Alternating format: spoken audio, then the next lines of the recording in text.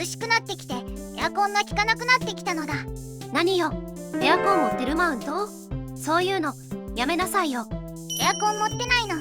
メタンだけなのだ。私はエアコンのこと詳しくないんだけど、涼しくなったらエアコン効くんじゃないの？そうでもなかったのだ。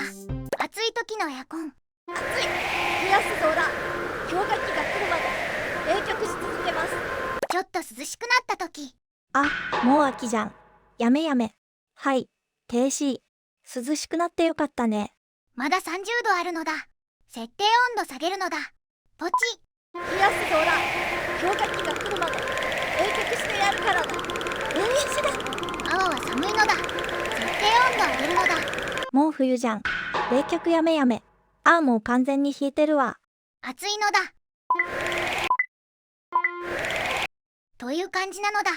エアコン持ってる自慢か？違うのだ。